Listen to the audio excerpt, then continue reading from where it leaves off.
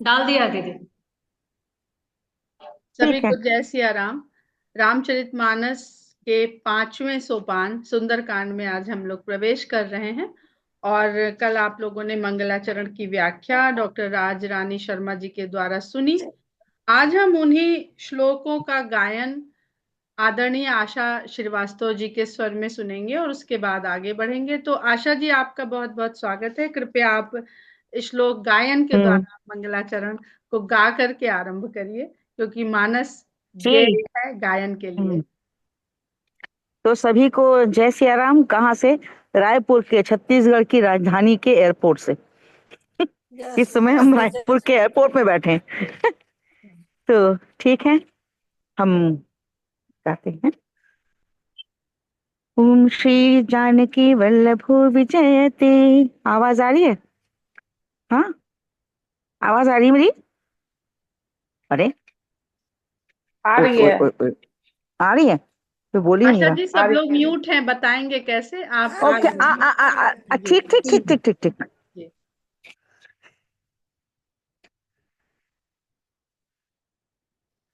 शाश्वत श्री राम। शांतम, शान्तं शाश्वतमप्रमेयमनघम्, निर्वाणि शान्तिप्रदम्, ब्रह्मा शम्भुफणीन्द्रसेव्यमनिशम्, वेदान्तवेद्यं विभुम्, रामाख्यं जगदीश्वरं सुरगुरुं, मायामनुष्यं हरिम्, वन्देऽहं करुणाकरं रघुवरं, भूपालचूडामणिम्। नान्यास्पृहा रघुपते हृदये स्मदीये, सत्यं वदामि च भवानखिलान्तरात्मा। भक्तिं प्रयच्छ रघुपुङ्गवनिर्भरं निर्भरां मे, कामादिदोषरहितं कुरु मानसं च। अतुलितबलधामं हेमशैलाभदेहं, दनुजवनकृशानुं ज्ञानिनामग्रगण्यं, सकलगुणनिधानं वानराणामधीशं, रघुपतिप्रियभक्तं वातजातं नमामि। रघुप्रियभक्तं वातजातं नमामि। नमो नमः। बहुत सुंदर, बहुत बहुत धन्यवाद आशा जी आपका। और मंगलाचरण के गायन के द्वारा हम लोग आज सुंदरकांड का आरंभ करते हैं। कल जिस प्रकार डॉक्टर राजरानी शर्मा जी ने बताया, तो देखिए ये मंगलाचरण के हम व्याख्या बिल्कुल भी नहीं करेंगे, क्योंकि जितना सुंदर उन्होंने समझा दिया उस पे अब मेरा कुछ भी बोलना सर्वथा अनुचित है। किस तरह हम मंगलाचरण के द्वारा प्रवेश कर रहे हैं, बस उतनी बात कहेंगे कि उन्होंने ही बताया था कि जो प्रथम श्लोक है उसमें राम की स्तुति है, और द्वितीय श्लोक में भक्ति की महिमा को बताया गया है, और तृतीय श्लोक में हनुमान जी के गुणों का बखान किया गया है।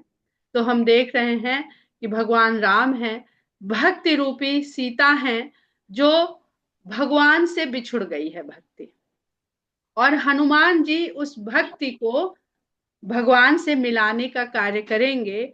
तो यदि जीवन में जो भक्ति है वो हमें ऐसी भक्ति हो जो हमें भगवान से मिलवा दे, तो जीवन सुंदर है।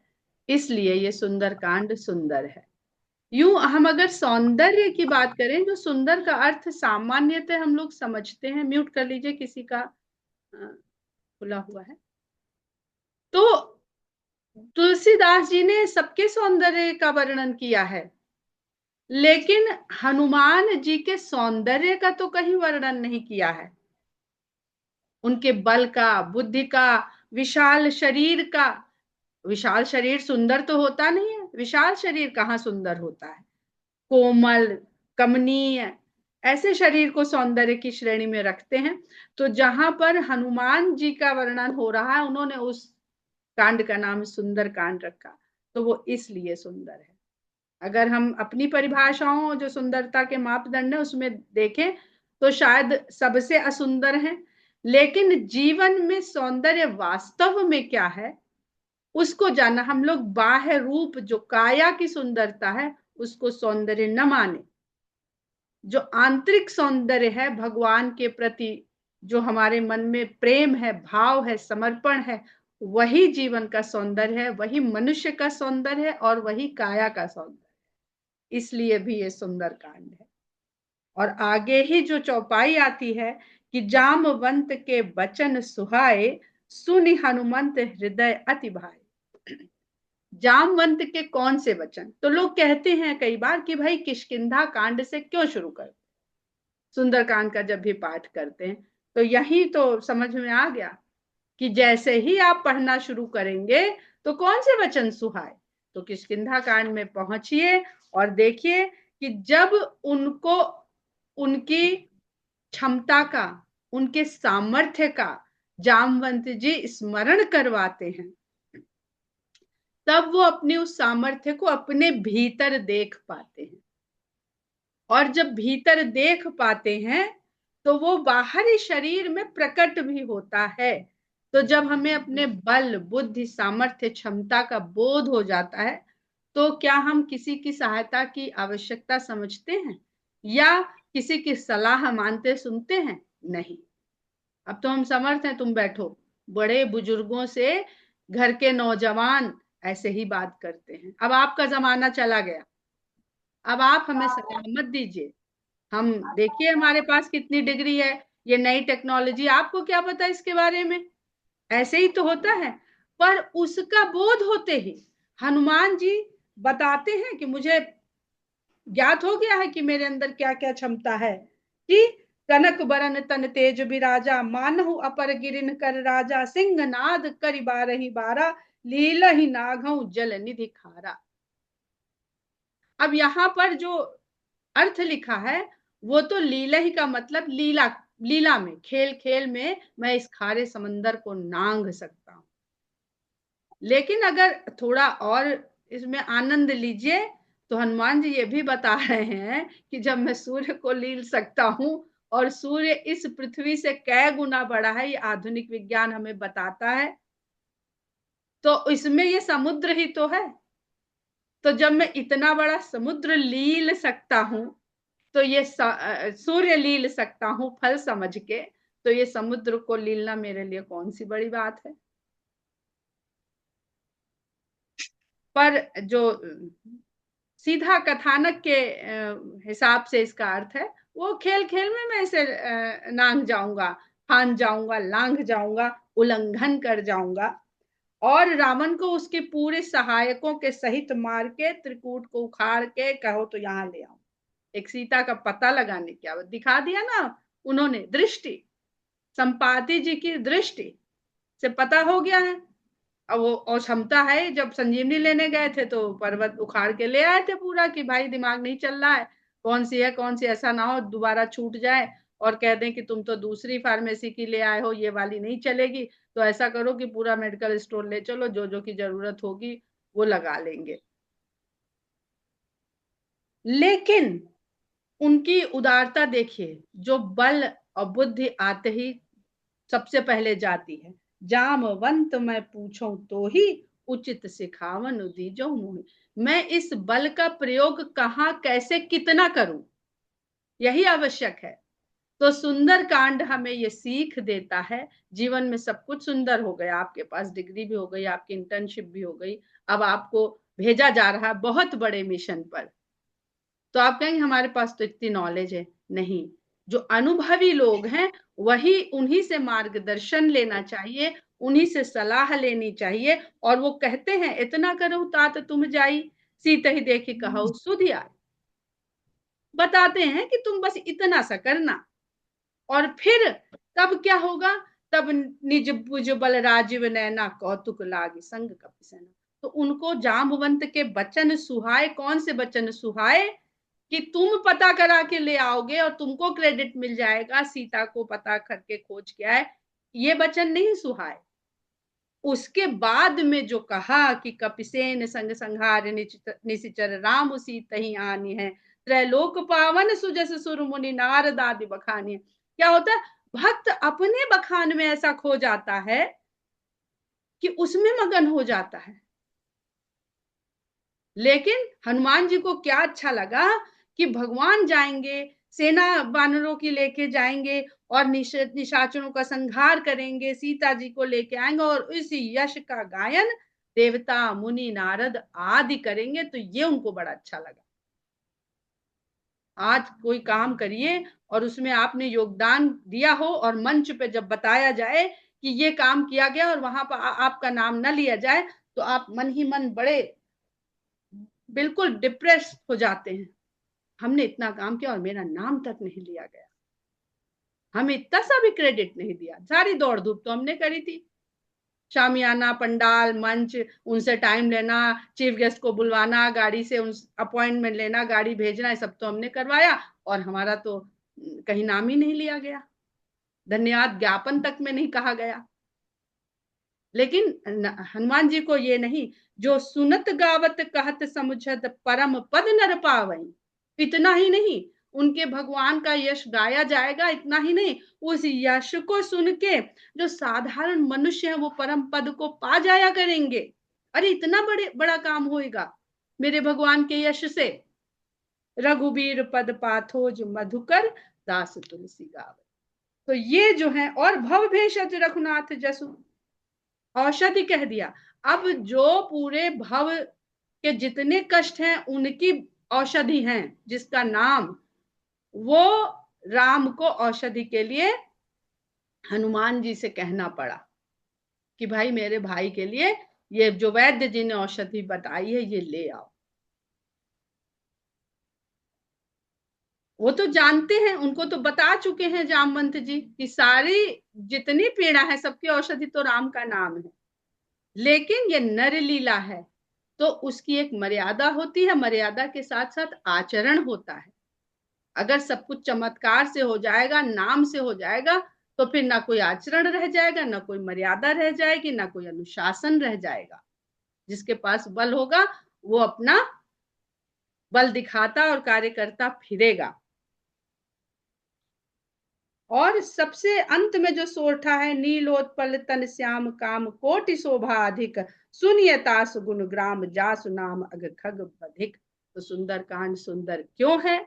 ये जो किष्किंधा कांड का अंतिम सोरठा है कि भगवान राम के जो श्यामल काया है, श्यामल शरीर है, नीलोत्पल तन श्याम काम कोटि शोभा अधिक, करोड़ों कामदेव की सुंदरता से भी अधिक है। वो सुंदर भगवान का शरीर का ध्यान हनुमान जी के मन में आया, ये बहुत सुंदर है। इसलिए सुंदर कांड सुंदर है कि हम अपने ईश्वर के सौंदर्य बोध से कितना भर चुके हैं। हम लोग अपने सौंदर्य बोध से भरे रहते हैं सदा। तो ये कहते हैं जामवंत के वचन सुहाए। तो अगर हम किष्किंधा कांड के ये चौपाइयां और सोरठे नहीं पढ़ेंगे तो हमारे भीतर वो सौंदर्य बोध कैसे जागेगा कि किसके सौंदर्य बोध से भर के हमें सुंदर कांड का पाठ करना है। वरना तो हम हनुमान जी के ही गुण गाएंगे और उनको भूल जाएंगे जिनको हनुमान जी, जब तक उन्हें न याद करो तो हनुमान जी को आनंद नहीं आता है। राम का नाम प्रात ले ही जो नाम हमारा, तो वो खुद ही कहते भैया पहले उनका नाम ले लो, फिर उसके बाद जब बाहर निकलना, संकटों में फंसना, तब संकट मोचन, तब हमें याद कर लेना। लेकिन पहले हमें सुबह सुबह हमें मत याद करना। सुनि हनुमंत हृदय अति भाई, तब लगी मोहि परिखे हु तुम भाई, सही दुख कंद मूल फल खाई। तब वो अपने वानर साथियों से कहते हैं कि तब तक तुम मेरी प्रतीक्षा करना, दुख सहना और कंदमूल फल खाते रहना। क्योंकि देख चुके हैं एक बार हाल, सीता की खोज करते करते सब ऐसे व्याकुल हो गए थे भूख प्यास से कि लगता था आगे का कैसे ये मिशन चले, ये तो अभी लगता है भूख प्यास से ही बेहाल होके सब मर जाएंगे। तो उन्होंने कहा दुख तो रहेगा, क्योंकि जब तक मिशन पूरा नहीं होगा, लक्ष्य की प्राप्ति नहीं होगी, तब तक व्यक्ति को दुखी रहना चाहिए, उतना ही खाना पीना चाहिए जितने में उसका काम चल जाए। क्योंकि ज्यादा खाएंगे तो नींद आएगी और आलस्य आएगा। जब लग आवों सी तही देखी, तब तक दुख सहते हुए कंदमूल फल खा के रहना। जब लगी आवों सी तही देखी, होई ही काज मोहि हरस बिसेकी। जब मैं सीता को देख लूंगा और देख के आ जाऊंगा, तब मुझे हर्ष होगा। हुई है काज मोहि हरस, काज हो गया तब मुझे हर्ष होएगा। अभी मेरे पास सामर्थ्य है, इससे मुझे कोई हर्ष नहीं। हर्ष तो तब होगा जब मैं सीता जी को देख के यहाँ आ भी जाऊंगा। क्योंकि सबने कहा, अंगद जी ने, सबने तो कहा हम जा ही नहीं पाएंगे। अंगद जी ने कहा हम जा तो चले तो जाएंगे, पर लौट के नहीं आ पाएंगे, क्योंकि सीता माता अपने आप में निर्वाण मोक्ष सब प्रदान करने वाली हैं। अब भक्ति मिल गई, अब हमें क्या करना कहीं और लौट के। तो लौटने की बात भी करते हैं। और अगर आप लोगों ने कल का वीडियो सुना हो, तो सांस ले ली और लौटाई नहीं, तो भी सब गड़बड़ है। तो सुंदर तभी तक है जीवन जब सांस ली भी जाए और लौटाई भी जाए, और लेने के लिए लौटाना आवश्यक है। तो अगर ये तो संसार का भगवान ने पहला नियम डाल दिया, अगर इस संसार से तुमने ऑक्सीजन ली तो तुमको कार्बन डाइऑक्साइड देनी पड़ेगी। अब कार्बन डाइऑक्साइड में है क्या, कार्बन जुड़ गया। कार्बन क्या है, कार्बन काला है, मल है, मैल है। तो अगर वो रसायन शास्त्र के अनुसार कार्बन ही मैल है, तो ऐसे अनेक मल और मैल हमारे शरीर में है जो किसी भौतिक स्वरूप को प्राप्त नहीं होते, पर होते हैं। तो अगर हम वो प्राण वायु ले रहे हैं और वो हानिकारक वायु को कार्बन के साथ बना के उसको भेज रहे हैं, तो वो भी कहीं ना कहीं काम आ रही है। तो उसी प्रकार यदि हम राम का नाम अपने भीतर डाल रहे हैं, तो ये निश्चय जानिए, जितनी बार राम का नाम डालेंगे उतनी बार श्वास के साथ आपके भीतर के दोष बाहर चले जाएंगे। यह कही नाई सबन ही कहु माथा, चले हरस ही धरि रघुनाथा। ऐसा कह के सबको मस्तक नवाया। अब सबसे विशाल तो आप हो गए। एक व्यक्ति को आप अपना सलाहकार नियुक्त करिए, और जब वो आपसे बड़ा उसका हो जाता है आकार, तो वो फिर आपको पीछे छोड़ता है और खुद नेतृत्व में आ जाता है। संसार में यही देखने को मिलता है। लेकिन उन्होंने सबको मस्तक नवाया और हर्ष के साथ हृदय में रघुनाथ का ध्यान करके चल पड़े। सिंधु तीर एक भूधर सुंदर, कौतुक कूद चढ़े उता ऊपर। समुद्र के किनारे एक सुंदर पर्वत है, उसके ऊपर खेल खेल में चढ़ गए, क्योंकि कनक भूधराकार शरीरा। जो संसार के समुद्र यहाँ भवसागर का प्रतीक है। भवसागर है, और भवसागर के किनारे जो पर्वत हैं, उसके ऊपर आपने स्वयं के कनक रूप को, कनक यानी तेज, सूर्य को भी स्वर्ण से उसकी तुलना की जाती है। वो अगर आपने अपने अंतर के स्वरूप को, उस तेज को, प्रकाश को, चमक को, शुद्धता को, पवित्रता को जान लिया है, तो कोई भी भूधर के ऊपर आप खेल खेल में चढ़ जाएंगे। हमें अपनी सामर्थ्य में ही शंका बनी रहती है, और अपनी सामर्थ्य में शंका इसीलिए बनी रहती है कि हमको अपने ईश्वर पर पूर्णतया विश्वास होता नहीं है। बार बार रघुबीर संभारी, तर के उपवन तनय बल भारी। बार बार राम को याद करते हुए, स्मरण करते हुए, तर के उपवन तनय बल भारी। इतना भारी बल हनुमान जी के भीतर था कि जैसे तड़क के, जैसे बिजली तड़कती है, उस तरह से पवन पुत्र तड़क के उसके ऊपर चढ़ गए। जय गिरि चरण देई हनुमंता, चले उसका पाताल तुरंता। जब हम अपने स्वरूप को जान लेते हैं, तो जितने भी इस धरा के पर्वत हैं, रुकावटें हैं, वो हमारा पैर लगते ही पाताल को चली जाती है। जय चरण देई हनुमंता, चले, जिस पर वो चरण रखते हैं, वो इसमें फिजिक्स भी दिखती है कि इतने भारी हैं वो, कि छोटे मोटे पर्वत उनका भार ही नहीं सहन कर पाते हैं। तो ये व्यक्तित्व का भी भारीपन है, ये उनके शरीर का भी भारीपन है, ये उनके बल बुद्धि का भी भारीपन है।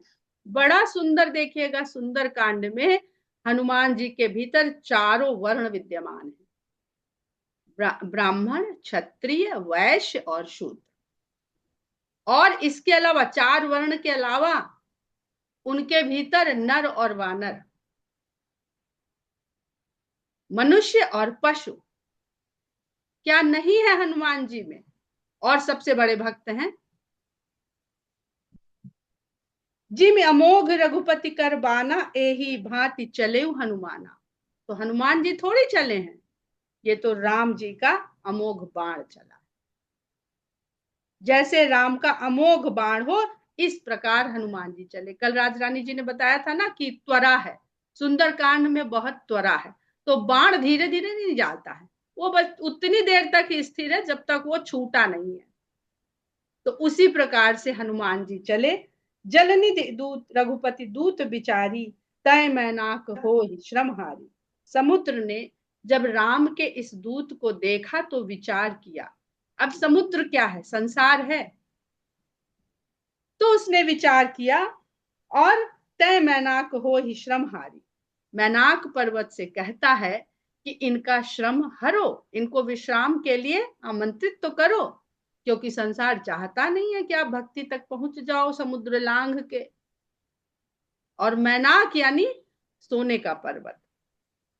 आखिर रावण ने सोने की लंका बनाई, शाहजहां ने ताजमहल बनवाया आगरा में, तो राजस्थान में मकराना में सफेद संगमरमर का पहाड़ था, वहीं से तो खोद खोद के संगमरमर लाके वो ताजमहल बनवाया।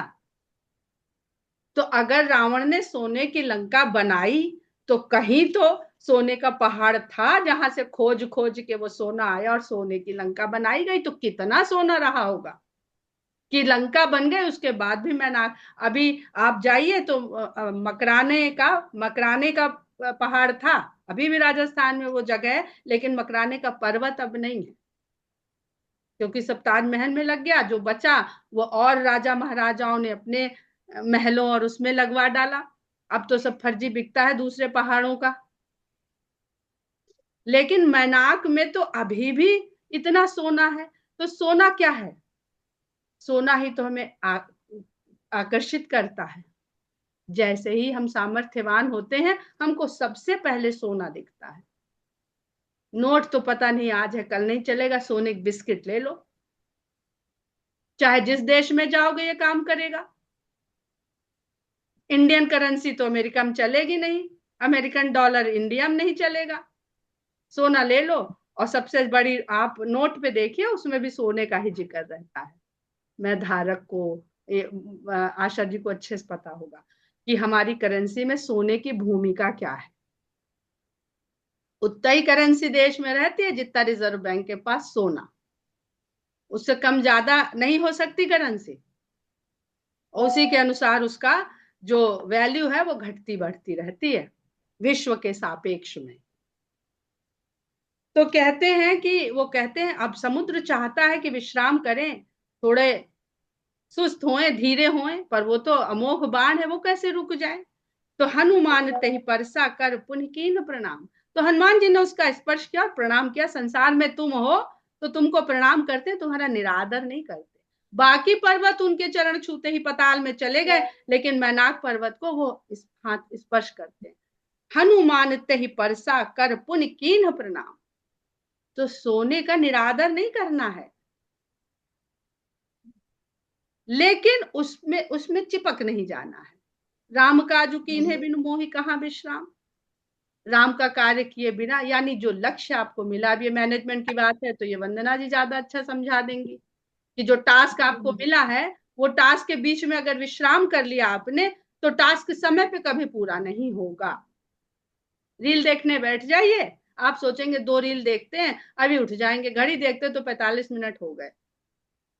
कब 2 रील से 200 रील आपने देख डाली पता नहीं। यही है मैं नाग पर्वत सब। जात पवन सुत देवन देखा, जाने कहूं बल बुद्धि विसेखा। अब बल तो देख लिया, यानी मनुष्य के भीतर का जो क्षत्रिय सामर्थ्य है वो तो दिख गई। लेकिन क्या खाली हम लोग ने पहले भी बात करी थी कि बल और बुद्धि का अगर सामंजस्य नहीं होगा तो कोई भी राज, समाज, नगर, संस्कृति, सभ्यता कभी भी फलेगी फूलेगी नहीं। व्यक्ति तक फलेगा फूलेगा नहीं अगर उसके पास केवल बल है या केवल बुद्धि है। तो जब पवन पुत्र को देवों ने जाते हुए देखा तो उन्होंने जाने कहूं बल बुद्धि भी सीखा, तो उन्होंने कहा कि इनके बल बुद्धि की जरा कुछ विशेषता है, इसका परीक्षण कर लेना चाहिए। तो देवता जब भगवान राम को नहीं छोड़े, उनके भी परीक्षण कर लिया, तो फिर हनुमान जी को कहां छोड़ेंगे। तो देवता वही है जो सदा शंका में रहता है, सब कुछ होते हुए अरे ये छिन जाएगा, अरे ये कर नहीं पाएंगे। हम लोग इंद्रियों के ही वशीभूत हो के दिन भर ऐसे ही क्या करते हैं, हो नहीं, अरे नहीं हो पाएगा तो नहीं हो पाएगा भाई, क्या हो जाएगा, वो नहीं हो पाएगा तो स्वीकार कर लो नहीं हो पाएगा। नहीं चाहता भी है कि हो जाए और शंका छूटती नहीं है कि नहीं हो पाएगा। अभी किसी ने बताया कि बनारस की ये बोलने के प्रचलन है कि वहां आप किसी से बात करिए तो कहता है भैया हो नहीं पाएगा, वहां ऐसे ही बोलते हैं क्योंकि मोक्ष का शहर है ना, तो उनके भीतर ये शंका भरी हुई है कि हो नहीं पाएगा। तो पहला उनका यही रहता है कि बनारस में बैठे हैं, काशी में, फिर भी कहते हो नहीं पाएगा। तो उन्होंने सुरसा नाम अहिन कै माता पठइन आही कही ते बात, उन्होंने तुरंत सर्पों की माता सुरसा को भेजा और उसने जाकर के हनुमान जी से बातचीत करी, परीक्षा लेने गई। अब सुरसा अहिन कै माता, अहिन सर्प क्या है, गोस्वामी जी बार बार रस्सी और सर्प का उदाहरण देते हैं, भ्रम, शंका, और ये तो उनकी माता हो गई। और भ्रम की माता कौन है, सुंदर सुंदर जीवन के रस, विषय रस, जो परीक्षा लेने आते हैं, अच्छा चले तो हो भक्ति की खोज में, देखें विषय रस से बच पाते हो क्या। विषय रस बहुत तरह के हैं, सोने से तो तुम बच गए, सोना तुमको नहीं अपनी तरफ खींच पाया, नहीं रोक पाया। तो देखें यश, मान, प्रतिष्ठा, ये भी तुमको नहीं आकर्षित कर पाएंगे क्या। तो सुरसा रस, सुंदर रस, जीवन के बड़े सुंदर यश हैं। एक पुरस्कार मिलता है, हम सब फेसबुक पे डालते हैं, क्या आनंद आता है। पद्मश्री मिलती है, वाह, हर जगह नाम के पहले पद्मश्री लग जाता है। तो ये जो ये है ना जलनिधि, ये कहते हैं यहीं अभी यहीं डूबे रहो, अभी यहीं हाथ पैर मारते रहो। कल वो आशुतोष जी ने जो वीडियो हम शेयर कर देंगे उनसे बातचीत का, उन्होंने कहा भगवान तो हमारी टांग हमारे गले में फंसा छीट कर सो रहे हैं और हमें बिच्छू डंक दे रखा है कि अपने ही डंक अपने मारो और मरो, हम काहे मारने आए तुम्हें, तुम्हारे पास तो अपने मारने का डंक खुद ही लिए घूम रहे हो। तो ये विषय रस के डंक हैं जो हम अपने मारते हैं, और जो डंक से जो विष जाता है ना रस के रूप में, वो हमें फंसाए रहता है, वो हमें भक्ति तक, सीता तक पहुंचने ही नहीं देता है। आज सुरन मोहि दीन आहारा, अब देवताओं काम क्या है, मनुष्य यही फंसा रहे इंद्रिय भोगों में। तो कहती है आज देवताओं ने मेरे लिए आहार भेजा। जब तक विषय रस की अहमियत ही तब तक है जब तक उसके भोगने वाले हैं। हम भोगना छोड़ दें और कहेंगे अरे हमारा तो होना है बेकार हो गया। सुनत बचन कह पवन कुमारा, मैं तुम्हारा आहार हूं, मैं तुम्हें खाऊंगी। तो इतना सुनते ही पवन कुमार बोले, अब देखिए खाते ही तो हैं हम, ऑक्सीजन को भीतर ही तो ले जाते हैं, ये बात दूसरी है कि वो पूरे शरीर में जाके व्याप्त होती है, खाली उदर में नहीं जाती। राम काजू कर फिर मैं आऊं, सीता कई सुधि प्रभु ही सुनाऊं, तब तब बदन पैठी हूं आई, सत्य कहूं मुहि जान दे।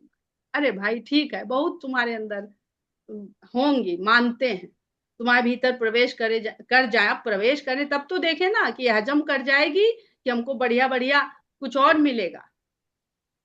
तो कहते हैं रुक जाओ, राम का कार्य कर ले, फिर आएंगे तुम्हारे भी, और राम उनको सीता की सुधि ले लें, उनको बताए आए भाई इतना करने की हमें छूट दे दो, फिर हम आएंगे लौट के और तुम्हारे मुख में प्रवेश करेंगे, तब तब बदन पैठी हूं आई, आऊंगा और तुम्हारे मुख में, बदन यानी मुख में प्रवेश करूंगा। अभी मैं सच कहता हूं, मेरा विश्वास कर ले। अब कौन विश्वास करेगा संसार में कि एक बार ये छूटा हमारे यहाँ माया मोह से तो फिर हमारे पकड़ में आएगा, ये नहीं आएगा। पर कहते हैं मैं सत्य कहता हूं, हे माँ मुझे जाने दे। मां मान लिया, उसको भी मां मान लिया। कौन ने जतन दे ही नहीं जाना, यत्न कर लिए हनुमान जी ने पर जाने नहीं। मनुष्य रोज सुनते हैं रामायण, हाँ हाँ अब हम लोग भी ऐसे रहेंगे, हम लोग भी हम तो भाई करते हैं, हाँ भाई अब क्रोध नहीं करेंगे, अब ये नहीं करेंगे, लेकिन फिर फंस जाते हैं वहां जाके, क्योंकि वो तो यत्न करके मैं फंसा लेती है। तो कौने जतन दे ही नहीं जाना, ग्रससी न मोहि कहे हनुमाना। तब उसने, हनुमान जी ने कहा भैया जाने नहीं दोगी, लगता है ये रास्ता तुम्हारे मुख से ही होके जाएगा, तो चलो भाई खा लो। लेकिन अगर हम विषय रस के बीच से इस संसार में आए तो क्या विषय रस मॉल जाएंगे और हम कहें हम बड़े बड़े शोरूम की तरफ नहीं देखेंगे? तो ये संभव है। ठीक है हम नहीं खरीदेंगे, यहां तक तो हम कंट्रोल कर सकते, पर हम नहीं देखेंगे तो हम लड़ भिड़ जाएंगे कहीं। तो जाइए, प्रवेश करिए, देखिए, पर उनको अपने भीतर मत पनपने दीजिए। और कहीं आपके पर्स में एटीएम पड़ा है, उसमें बढ़िया बैलेंस है, तो आप सोचोगे कि कुछ नहीं खरीदेंगे, और जो जन भरते हैं बदन पसारा, कपितन कीन्ह दुगुन विस्तारा। उसने योजन भर का अपना मुख खोला और हनुमान जी ने कहा उससे दुगना कर लिया। तो जैसे जैसे हमको विषय रस दिखते हैं, हम और बड़ा स्वरूप कर, हनुमान जी करें, हम नहीं करते, हम तो फंस जाते हैं। साइकिल खरीदी, फिर मोटरसाइकिल, फिर मोटरसाइकिल के बाद कार, मारुति, मारुति के बाद फिर और होंडा सिटी, होंडा सिटी के बाद मर्सिडीज, मर्सिडीज के बाद एक हेलीकॉप्टर भी होता, और हेलीकॉप्टर के बाद चार्टर्ड प्लेन भी हो जाता, बढ़ता जाता। फिर मंगल ग्रह पे धरती भी ले ले तो क्या ही बात हो, धरती अगर गर्त में चली भी जाए तो हम वहां चले जाएंगे, हम सदा रहने वाले, हम धरती के बाद रहने वाले हैं इस संसार में। सुशांत सिंह ने ली थी ना, मंगल पे जमीन ले ली थी, और बंबई में न रह पाए, कहना नहीं चाहिए, पर ये जीव जीव की प्रवृत्ति है। जो जन भरते ही बदन उपसारा, कपि तनु कीन्ह दुगुन विस्तारा, 16 जोजन मुख ते ही ठयऊ, तुरत पवन सुत 32 भय। उसने 16 योजन का अपना मुख कर लिया तो पवन सुत 32 हो गए। अब वो देख रही है कि अरे इनकी तो इच्छा बढ़ती जा रही, इनको और रस का रसास्वादन करना है, तो उसके पास तो कोई कमी है नहीं। तो लोभ को, इच्छा को बढ़ाना सरल है। जैसे जैसे हमें दिखती हैं चीजें, हमारी इच्छाएं बढ़ती जाती हैं, बढ़ती जाती हैं। जस जस सुरसा बदन बढ़ावा, तास दून कपि रूप दिखावा। भगवान हमारी इच्छा पूरी करता है तो हम और दुगना दिखा देते हैं, हे भगवान ये भी हो जाता, हम और दुगना कर लेते हैं। तो वैसे वैसे हनुमान जी दुगना रूप करते जा रहे हैं। 7 योजन तेहि आनन कीना, जब उसने 100 योजन का अपना मुख कर लिया, अति लघु रूप पवन सुत, तब वो बड़े लघु रूप में आ गए। तो बड़े होने की कला तो सब में है, बहुत बड़े हो गए तो छोटे होने की कला कितनों में है? हनुमान जी में है केवल। वो जितना चाहे बड़े हो सकते हैं, और उतनी से वो धीरे धीरे छोटे नहीं हुए, बड़े तो धीरे धीरे हुए, पर छोटे एकदम से हो गए। और जब विषय रस देखते हैं कि अरे इसकी तो कोई आवश्यकता ही नहीं है, ये तो कुटिया को भी नहीं चाह रहा है, तो फिर वो हार जाती है। जो विषय रस है वो ऐसे जीव से, ऐसे भक्त के आगे हार जाते हैं। बदन पैठ पुनि बाहरावा, और चले गए। अब देखा अच्छा बहुत कुछ है यहाँ तो, पर हमारी तो आवश्यकता ही नहीं है किसी चीज की। मांगा विदाता ही सिरुनावा, तुम हमें ग्रास तो बनाया, पर हमें हजम नहीं कर पाए, हमें समाप्त नहीं कर पाए विषय रस। तो इस संसार में हम आए और विषय रस कहीं हमें न समाप्त कर दे। हमको लगता है कि हम विषय रस भोग रहे हैं, पर असल में विषय रस हमें, हमारा भोग लगा रहे हैं। वो पुराने जमाने में कहते थे ना, जो कोई बर्बाद हो जाते थे, कि पहले आप शराब को पीते हैं फिर शराब आपको पीती। तो हमें लगता है कि हम अपने लिए सुख साधन जुटा रहे हैं, हम अपने लिए बर्बादी के सामान जुटा रहे हैं। हम आज अपनी मौत का सामान ले चले। मुहि सुरन जहि लागी पठावा, बुद्धि बल मरम तोर में पावा। तब वो कहती है कि मुझे तो देवताओं ने भेजा था कि देखें बल ही बल है, बुद्धि भी है कि नहीं। तो ब्राह्मणत्व का भी तत्व उनके भीतर है। तो क्षत्रिय हो गए और ब्राह्मण हो गए और सेवक हैं, दास हैं, अपने आप को कुछ समझते नहीं, चरणों में बैठे रहते हैं, तो शूद्र हैं। अब वैश्य कैसे हैं? भाई वैश्य का काम क्या है? व्यापार करना, इधर का माल उधर, उधर का माल इधर। तो अंगूठी इनकी ले जा रहे हैं, चूड़ामणि उधर से ला के इधर दे रहे हैं। इससे बढ़िया वैश्य कौन होएगा? जो ब्रह्म का चिन्हार भक्ति तक और भक्ति का चिन्हार ब्रह्म तक पहुंचा, यही सबसे बड़ा वैश्य। अब यहाँ पर हम लोग चर्चा अवश्य करेंगे कि रावण के भीतर भी ये चारों वर्ण विद्यमान है और हनुमान के भीतर भी ये चारों वर्ण विद्यमान है, पर रावण के भीतर ये तमोगुणी भाव में, अहम भाव में है, और हनुमान जी के भीतर केवल राम भाव में है। यहीं पर हम लोग आज विराम लेते हैं क्योंकि समय हो गया है। आगे का हम लोग चर्चा कल करेंगे। जय सिया राम।